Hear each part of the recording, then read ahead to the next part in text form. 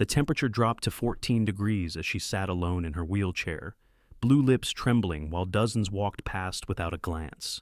3 hours she'd waited, watching people actively move to the other side of the sidewalk to avoid her. Even the police cruiser slowed, made eye contact, then drove away. But then a worn-out man in a work coat approached, kneeling down to her level in the swirling snow. The 5 words he whispered changed everything. Words no one else had bothered to say to the paralyzed girl abandoned at a frozen bus stop. From which city in the world are you watching this video today? If stories of quiet courage inspire you, subscribe to see more moments when simple human recognition changes everything. The Westfield Avenue bus stop stood exposed to the elements, a simple bench with a partially broken shelter that offered minimal protection from the driving snow. The digital temperature display on a nearby bank sign flashed between the time and temperature, 11:37 p.m. and 17 degrees, the red numbers seeming to pulse colder with each cycle. The last city bus was running late, delayed by increasingly treacherous road conditions.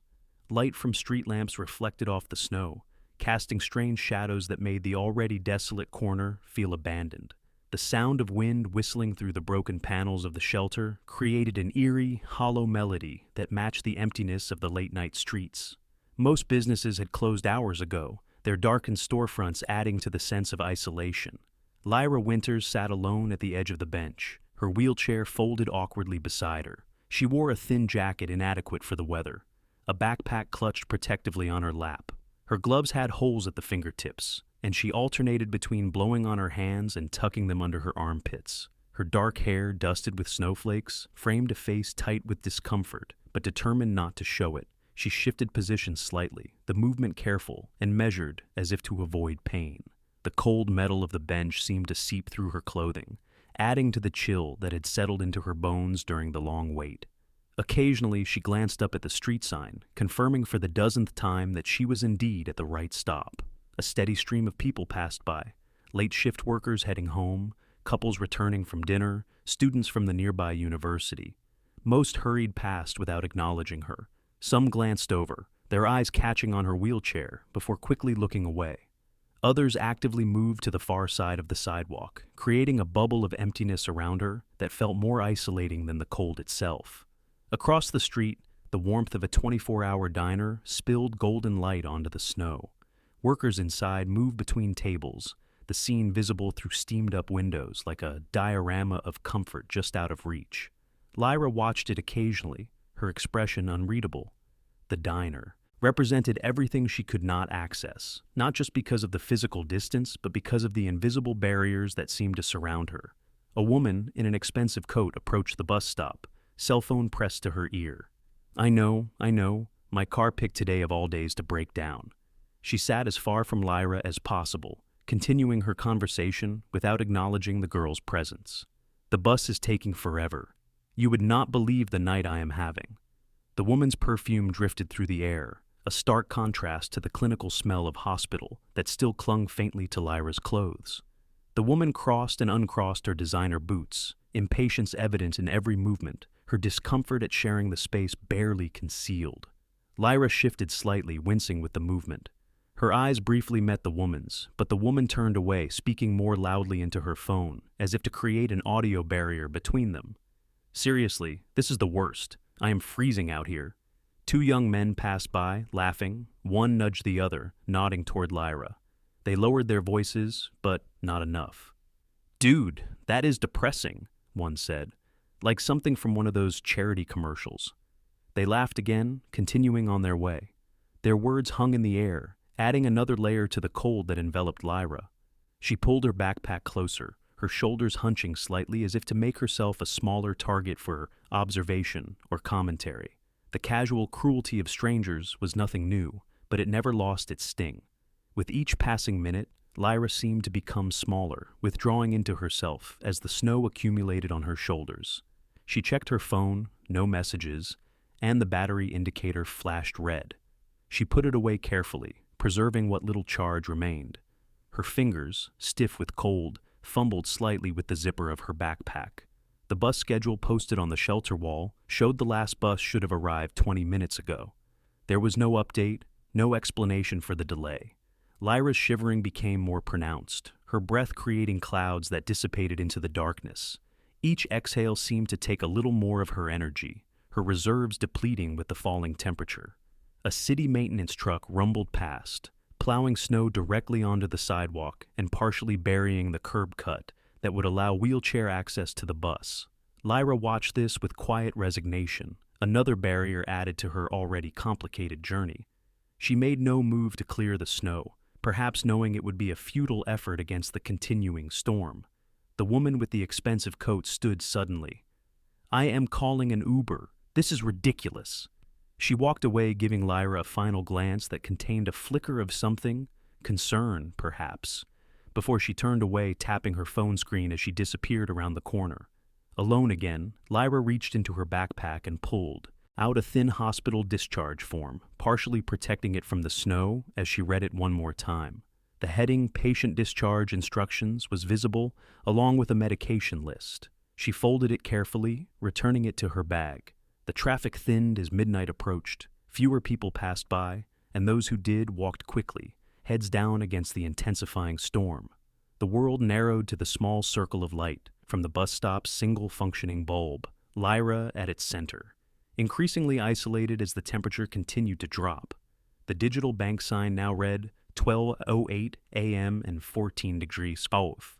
The snow had intensified, creating whiteout conditions that blurred the boundaries between street, sidewalk, and sky. Lyra's shivering had become constant, her lips taking on a bluish tinge despite her efforts to stay warm. Snowflakes clung to her eyelashes, and she blinked them away, her gaze fixed on the empty street as if she could will the bus into existence through sheer determination. The harsh weather had emptied the streets almost entirely now, most sensible people having found shelter long ago. A city bus, not the one she was waiting for, but a different route, stopped briefly. The driver made eye contact with Lyra through the windshield, but then looked away, continuing on his route without opening the doors. Another missed chance at warmth, at safety. The red taillights disappeared into the swirling snow, leaving Lyra once again in the harsh glow of the shelter's single bulb. She adjusted the thin blanket over her legs, a gesture more habitual than effective against the cold. The fabric, worn thin from use, provided little actual protection.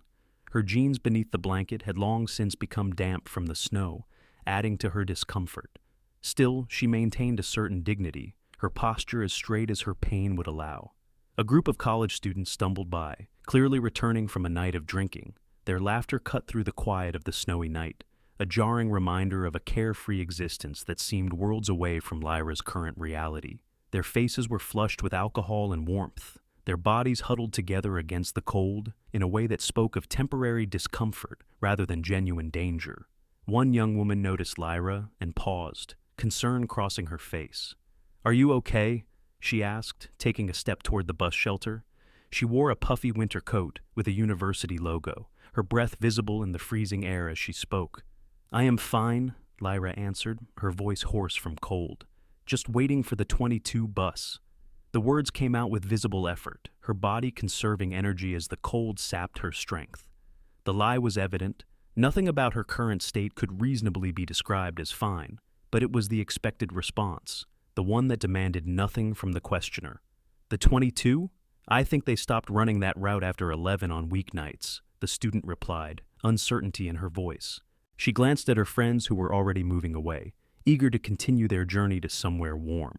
Before Lyra could respond, one of the young woman's friends grabbed her arm. "Come on, Marisol, we are freezing. Our Uber is almost here." The moment of connection broke as the group moved on, Marisol looking back once before, being absorbed into the laughter and conversation of her friends.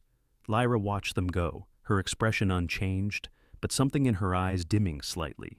Each interaction followed the same pattern, a brief acknowledgement of her existence followed by the inevitable movement away, the continuation of lives uninterrupted by her predicament. It was as if she existed in a different reality, visible but untouchable, like a ghost among the living. She pulled out her phone again. The battery was almost gone. She tried to call someone, but the call failed to connect. The cellular network, stressed by the storm, offered no more help than the people passing by. As she put the phone away, something fell from her pocket, a hospital ID bracelet, which she quickly retrieved and tucked away. The motion caused her pain, a grimace crossing her face before she masked it with practiced neutrality. The remnants of a conversation drifted from a passing couple. Should not be out in weather like this if she cannot, before they were out of earshot, their judgment lingering in the freezing air. The comment, not intended for her ears but heard nonetheless, added to the weight of isolation pressing down on her. Lyra's composure began to crack, a single tear traced down her cheek, immediately cold against her skin. She wiped it away quickly, as if angry at this display of weakness. She looked down at her legs, covered by the thin blanket, and adjusted it with hands now clumsy from cold. A police cruiser drove slowly past the bus stop, the officer inside making eye contact with Lyra. For a moment, it seemed like the car might stop, but it continued on, disappearing into the swirling snow. Official help, too, passed her by. The red and blue lights briefly illuminated the bus shelter before fading into the storm, another false hope extinguished. The sound of steady footsteps approached through the storm.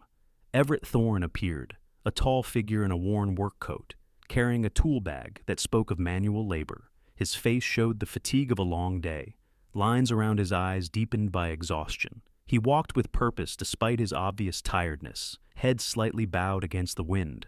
His shift at Mercy Hospital had run long, as it often did these days with maintenance staff shortages. 12 hours of fixing broken heating units, unclogging drains, and patching roof leaks had left him bone-weary.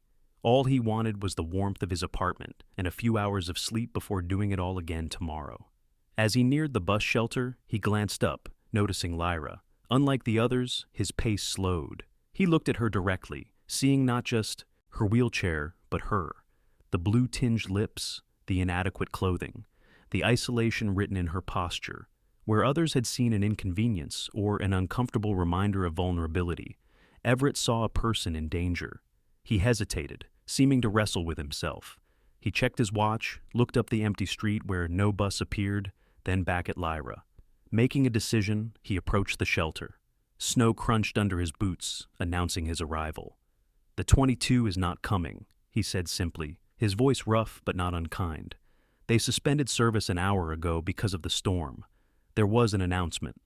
The information was delivered directly, without pity or condescension, just the straightforward sharing of facts that might be important to her."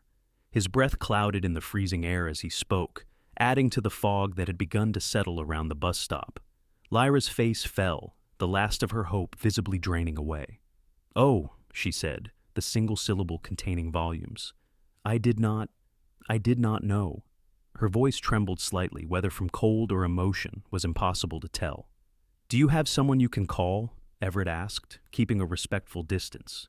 He remained standing at the edge of the shelter, careful not to crowd her or create any sense of threat. His posture was deliberately non-invasive, shoulders relaxed, hands visible.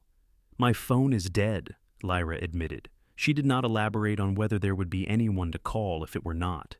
The statement hung between them, weighted with unspoken implications.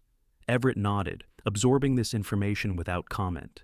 He set his tool bag down carefully, brushing off some of the accumulated snow. The movement was unhurried, giving her time to observe him, to assess any potential threat. His actions conveyed a natural understanding of her vulnerability without directly acknowledging it. He noticed her hospital discharge papers partially visible in her open backpack. His expression shifted subtly. Recognition, perhaps, or understanding beyond what the moment should allow. The familiar forms were ones he saw daily at his job, their clinical formatting unmistakable even from a distance. "You are freezing," he stated, not a question, but an observation free of judgment. "How long have you been out here?" "Since 9, Lyra answered, the admission seeming to cost her something. 3 hours in the bitter cold, watching as person after person chose not to see her, not to help. The confession of her endurance carried no self-pity, just a factual accounting of time. Everett looked up the street one more time, his expression hardening slightly as he scanned the empty road. There was something in his gaze that suggested this was not the first time he had witnessed such abandonment. Then his focus returned to Lyra, his decision made. He approached slowly and knelt down to her eye level, his movement careful, non-threatening. His face was now illuminated by the bus stop's light, revealing eyes that carried their own kind of pain beneath the fatigue. The lines around his mouth spoke of someone who had known grief intimately. "I see you. You matter here," he said quietly, his voice meant only for her, despite the empty street around them. 5 simple words, delivered without performance or expectation of gratitude. Just the quiet acknowledgement of her humanity, her right to exist in the world without explanation or justification. The statement was remarkable precisely because it should not have been, because such recognition should be a given rather than a rare gift. Lyra's eyes widened slightly, the unexpected recognition breaking through barriers built over years of being overlooked, pitied, or ignored. For a moment, she said nothing, perhaps unable to process this departure from her normal experience. The wind whipped around them, carrying snow in spiraling eddies, but neither moved, locked in a moment of genuine connection. "I work at Mercy Hospital," Everett continued, nodding toward her partially visible discharge papers. "Maintenance department. I recognize the forms." His identification came without probing questions, just an explanation for his awareness, an offering of his own identity to balance the vulnerability of hers. He did not press for details or ask why she was alone. Instead, he offered practical help. "My apartment is 4 blocks from here. I can call you a cab from there, or you can warm up while we figure out your next step. No pressure either way." The offer hung in the air between them, simple, direct, without agenda. He did not rush to fill the silence that followed, allowing her the space to consider his words without pressure. His patience suggested understanding of the complexity of her decision, the weighing of trust against necessity, danger against the certainty of what would happen if she remained in the cold. "Why are you helping me?" she finally asked, the question containing all her accumulated skepticism. Her eyes searched his face, looking for the hidden motive, the catch that experience had taught her to expect. Everett's answer came without hesitation. "Because 7 years ago, my daughter Coralie ended up in a wheelchair after a car accident, and I would want someone to stop for her." The revelation landed like a key turning in a lock. His recognition of her was not random kindness, but informed compassion, the sight of her triggering not pity, but genuine understanding of what she might be experiencing. The personal connection transformed the dynamic, providing context for his intervention. "Where is she now? Your daughter?" Lyra asked, a new attentiveness in her voice. The question reflected the first spark of genuine engagement from her, an interest beyond her immediate circumstances. "She passed away 3 years ago. Complications from her injuries." His voice remained steady, the grief integrated rather than raw. "But she taught me to see what most people work very hard not to see." This shared truth between them shifted something fundamental. The snow continued to fall, the temperature continued to drop, but the isolation that had defined Lyra's evening began to dissolve. Here, finally, was someone who saw past the wheelchair, past the assumptions, to the person enduring beneath. Lyra nodded slowly, making her decision. "I could use a phone, and maybe some feeling back in my fingers." The acceptance came with dignity, neither gushing gratitude nor reluctant submission. Just a practical acknowledgement of need and the willingness to accept help offered with respect. Everett stood, not rushing to help, but waiting for her cue. "Do you want me to get your chair ready?" The question acknowledged her autonomy, her expertise in her own needs, rather than assuming control. "Please," she said. As he unfolded her wheelchair, she added, "I am Lyra." "Everett," he responded, positioning the chair for her transfer. The introduction, simple as it was, represented another shift, the move from anonymous encounter to named interaction. Snow collected on the wheelchair as Everett prepared it, but he brushed it away carefully, ensuring the seat was as dry as possible before presenting it to her. As they prepared to leave the bus stop, the sound of an approaching vehicle cut through the storm. A city bus, the 22, hours late but finally arriving, lumbered into view, chains on its tires crunching through the accumulated snow. Its headlights pierced the swirling white, a delayed answer to Lyra's long wait. Everett looked at the bus, then at Lyra. "Your ride is here after all." He did not sound disappointed or relieved, simply observant, leaving the choice entirely to her. Lyra hesitated, looking between the bus and Everett. The driver opened the doors, warm air and light spilling onto the snow-covered sidewalk. The heat emanated outward, a tangible promise of relief from the bone-deep chill that had settled into her over the past hours. "Last bus tonight," the driver called out. You coming?" His tone was impatient, eager to continue the route and end his shift. The bus idled loudly, its engine a dull roar against the muffled quiet of the snowy night. In a surprising twist, Lyra shook her head. "No," she decided. "I am good, thanks." The doors closed, and the bus continued its route, leaving tracks in the fresh snow that were quickly being filled in by the falling flakes. "You did not have to do that," Everett said. "I could have just called you a cab from my place." "I know," Lyra replied, "but sometimes you just know when you are exactly where you need to be." The statement carried a certainty that contrasted with her earlier desperation, a trust in her own judgment that had been absent in her long wait for rescue that never came. Everett helped her into the wheelchair, with practiced motions that spoke of experience. His hands were steady and respectful, offering support without taking over. Once she was settled, he gathered her backpack and his tool bag, preparing for the journey through the storm. 4 blocks is not so bad," he said, "but this snow makes it challenging. Let me know if you need a break along the way." Again, his words acknowledged her agency, offering assistance without assumption. They set off together, Everett walking beside rather than behind her wheelchair, their pace slow but steady. The snow continued to fall around them, but it seemed less hostile now, the bitter cold less biting. Something had changed not just in their circumstances, but in the quality of their existence within the storm, a small pocket of humanity carved out of the indifferent winter night. 1 year later, the same bus stop stood transformed in spring. Flowers pushed through cracks in the sidewalk, and the shelter had been repaired, the broken panels replaced with clear plexiglass that brightened the space. A new sign indicated the stop was now part of the Safe Transit Initiative, with a direct emergency call button installed beside the bus schedule. The digital display that once only showed the time and temperature now also provided real-time updates on bus arrivals and service changes. The afternoon sun cast a warm glow over the scene, so different from the bitter cold of that fateful night. Where once there had been isolation and abandonment, now there was purpose and connection.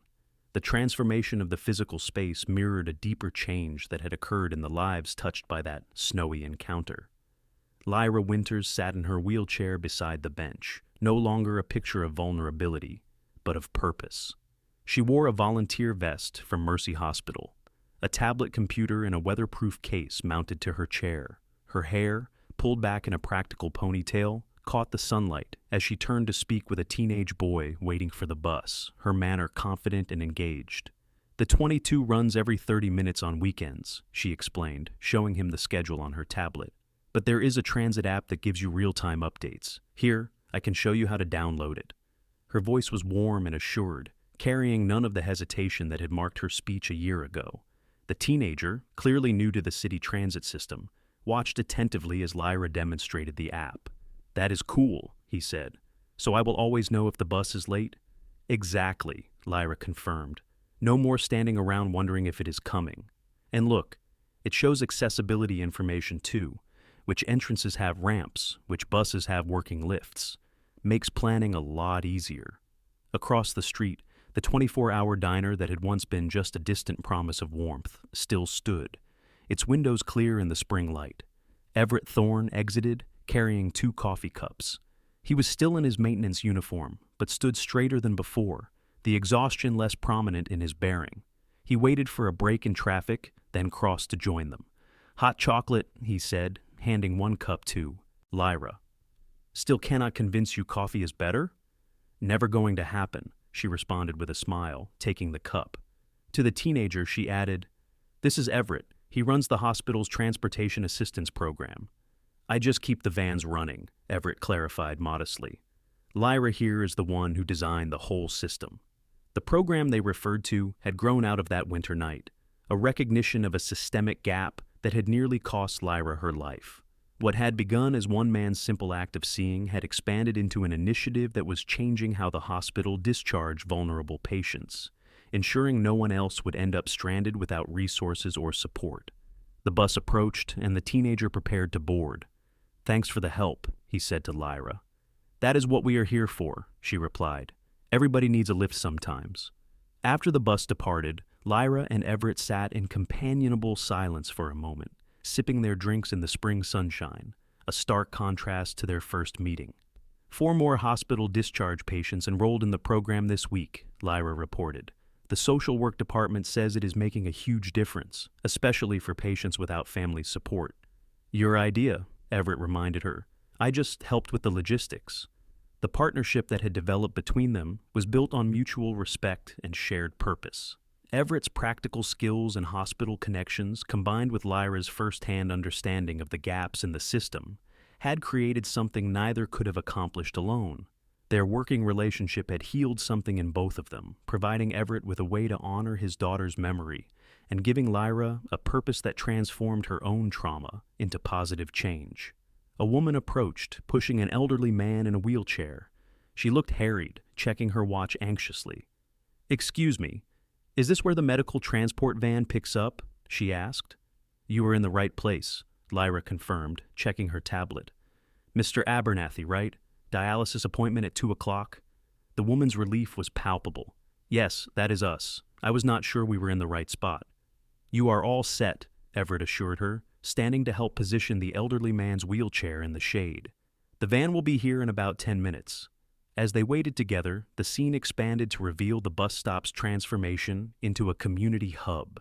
A small sign identified it as a medical transport connection point, one of several now established throughout the city. What was once a place of abandonment had become a lifeline for those who might otherwise fall through the cracks. "This is your first time using the service?" Lyra asked the woman, who nodded. "Yes. We used to take regular taxis, but it got so expensive. Then someone at the hospital told us about this program." The woman's voice held the weary gratitude of someone who had been carrying a heavy burden alone for too long. "Well, you are in good hands now," Lyra assured her.